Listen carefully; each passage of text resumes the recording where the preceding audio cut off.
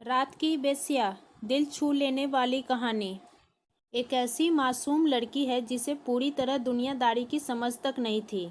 अपनी मासूमियत से भरी हुई मुस्कान के साथ जीना चाहती थी। खुले आसमान में पंछी की तरह उड़ना चाहती थी। पर कहीं तो कोई ऐसा था जो उसकी मासूमियत पर नजर रखे हुए था। अपनों के भेष में ऐसा नरबक्षी जो उसी के घर में रहता हुआ उसके ऊपर अपनी बुरी नजर सदैव रखता था। पर उस मासूम को तो इस बात की खबर तक नहीं थी कि उसके पिता समान चाचा की नीयत में क्या खोट है। चाचा विनोद, जिसे वे अपने पिता से भी अधिक प्रेम किया करती थी, उनकी गोद में जाकर बैठ जाया करती थी। वही चाचा विनोद उसे लालच देकर उसके बालपन का फायदा उठाकर कच्ची उम्र में ही उसका शारीरिक उत्पीड़न किया गया।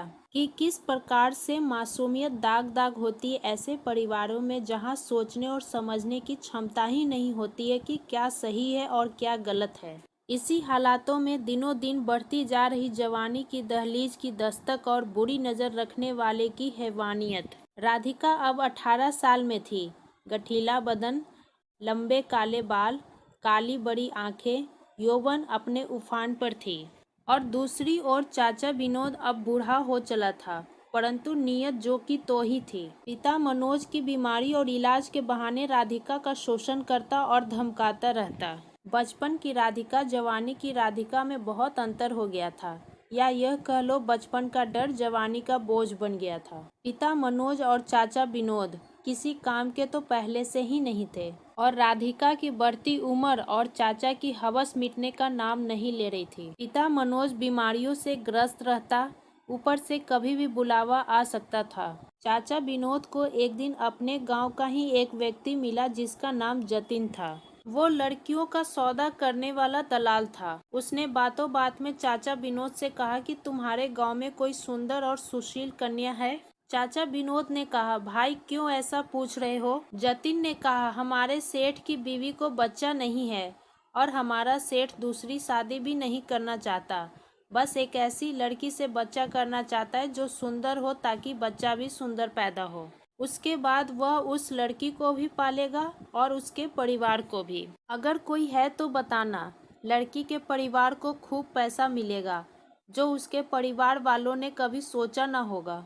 चाचा विनोद ने कहा, अच्छा सोचूंगा। चाचा विनोद काफी समय तक सोचता रहा। उसने सोचा, भाई तो नशे में रहता है और राधिका के साथ मैं वैसे भी ऐश करता हूँ, तो अब पैसे भी कमा लेता हूँ। वो डरपोक कभी कुछ आज तक नहीं बोली, तो अब क्या खाक बोलेगी? वह अपने भाई मनोज के पास जाता है और उसको कहता है कि उसकी बेटी राधिका के लिए एक रिश्ता आया है। मनोज वैसे भी राधिका की तरफ ध्यान नहीं देता था, इसलिए उसने अपने भाई विनोद पर ही राधिका की जिम्मेदारी छोड़ रखी थी। मनोज ने कहा, जैसा तुम्हें सही लगे वैसा कर लो। फिर क्या, विनोद की तो जैसे लॉटरी ही लग गई हो। उसने राधिका से बिना पूछे ही जतिन से मिलकर हामी भर दी। इस बात का चाचा विनोद ने फायदा उठाते हुए जतिन से भारी रकम ली। शादी से पहले उसने राधिका का शारीरिक फायदा भरपूर उठाया और उसको शादी करने के लिए धमकी भी दी, जिसकी वजह से वो खामोशी से शादी करने के लिए राजी हो गई। पिता मनोज को पैसा मिल गया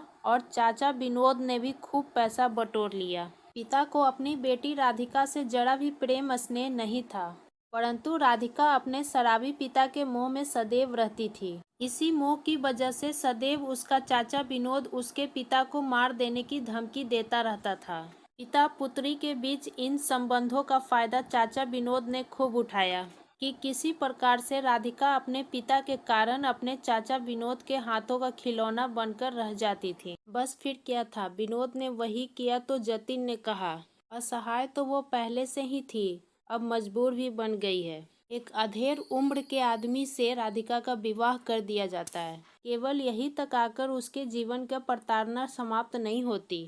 जिस अधेड़ उम्र के व्यक्ति के साथ उसका विवाह कराया जाता है, उसकी कोई संतान नहीं थी और उसकी पत्नी कुछ वर्ष पहले ही मर चुकी होती है, परंतु उसके पास पैसों के किसी भी प्रकार से कम नहीं होती। उसने केवल एक संतान प्राप्ति के लिए राधिका से विवाह किया था। उम्र दराज होने के कारण उसमें इतनी शक्ति नहीं थी कि वह संतान प्राप्ति के लिए सक्षम हो। उसने यह बात अपने भरोसेमंद जतिन को बताई। जतिन से कहा, अब तुम ही कोई उपाय बताओ कि जिससे मेरी इज्जत पर कोई फर्क न पड़े। घर की बात घर में ही दबी रहे। जतिन को कोई भी बात समझ नहीं आ रहा था। वह अपने मालिक से कहा कि मालिक आप ही बताइए मैं क्या कर सकता हूँ। उसके मालिक ने कहा कि तुम राधिका के साथ संबंध बनाओ जब तक कि वह गर्भ नहीं धारण कर लेती। यह बात सुनकर जतिन को कुछ समय के लिए झटका जरूर लगता है, परंतु वह मन ही मन काफी उत्सुक हो उठता है और जानबूझकर अपने मालिक को कहता है कि मैं ऐसा कैसे कर सकता हूँ, मैं आपका नौकर हूँ, अपनी मालिक के साथ भला इतना बड़ा अपराध कैसे कर सकता हूँ। उसका मालिक कहता है, तुम मेरे नौकर हो और मैं तुम्हें हुक्म दे रहा हूँ कि तुम्हें यह सब करना होगा, नहीं तो यदि मैं किसी बाहर से करवाता हूँ तो समाज में बड़ी बदनामी होगी, इसलिए तुमसे कह रहा हूँ कि घर की बात घर में ही रह जाएगी। जतिन मान जाता है। जब पहली बार जतिन राधिका के कमरे में जाता है और उसे छूने की कोशिश करता है तो राधिका चीखने और शोर मचाने लगती है और यह बात अपने पति से कहती है। उसका पति तब उससे कहता है कि मैं तुम्हें बच्चा नहीं दे सकता, इसलिए जतिन को कहा है वो तुम्हारे साथ संभोग करेगा और मुझे संतान प्राप्ति होगी और तुम्हें वही सब करना होगा जो तुमसे जतिन कहेगा। यह कार्य तुम चुपचाप करोगी, किसी से कुछ नहीं कहोगी। राधिका चुपचाप वही करती है जो जतिन और उसका पति उससे कहता है। कुछ समय बाद वो गर्भवती होती है। राधिका का अपने संतान के प्रति मोह बढ़ता जाता है। राधिका का पति और जतिन भी राधिका का बहुत ध्यान रखते हैं। दिन प्रतिदिन बीत जाते हैं। राधिका को पुत्र की प्राप्ति होती है। उसका पति उससे बच्चा छीन लेता है और जतिन को कहता है कि अब इसकी कोई जरूरत नहीं है, तुम देख लो अब इसके साथ क्या करना है। राधिका रोती है, गिड़गिड़ाती है और अपने पति से अपने बच्चे की भीख मांगती है, पर उसका पति उसको बच्चा नहीं देता और उससे कहता है कि मैं तेरे से शादी संतान की प्राप्ति के लिए की थी और मुझे तुम्हारी जरूरत नहीं है, तुम आजाद हो। राधिका अपने पति को पुलिस में जाने की धमकी देती है। यह सुनकर राधिका का पति डर जाता है और जतिन को कहता है कि तुम जल्दी से ठिकाने लगा दो, नहीं तो यह औरत हमें बर्बाद कर देगी। रातों रात जतिन उसे कोठे पर बिठा देता है। राधिका कुछ नहीं कर पाती। वह जतिन से कहती है, यहाँ मत छोड़ो मुझे, चाहो तो तुम मुझे मेरे पिता के पास छोड़ आओ। जतिन कहता है, नहीं, तुम्हें तुम्हारे पिता के पास छोड़ूंगा तो तुम पुलिस के पास चली जाओगी और अपने बच्चे को पाने के लिए पूरी कोशिश करोगी। तुम भी ठीक हो, यही मरो यही सरो। राधिका ने कभी नहीं सोचा होता कि उसकी जिंदगी में इस प्रकार से भी बदलाव आएगा। पूरा जीवन उसका शोषण ही होता रहेगा। अपने बच्चे को याद करके केवल रोना ही उसके जीवन का शायद उद्देश्य बन चुका था। लेकिन साथ साथ वह इस समय जहाँ थी वह जिहाद केवल बदनाम थी। वो आसमान की ओर देखकर मन ही मन में रोते रोते कहती है, बेस्या तो मैं उसी दिन बन चुकी थी जिस दिन माँ की ममता और पिता का स्नेह खोकर गंदी नजरों का रोज शिकार होती थी और बचा खुचा मेरे चाचा ने पूरा कर दिया। अब तो केवल मांस के टुकड़े ही रह गए हैं इस शरीर में, वो भी भूखे भेड़िया आकर नोच लेते हैं। वारी औरत, तेरी यही कहानी इंसानों के बीच हैवानों के साथ रहती है।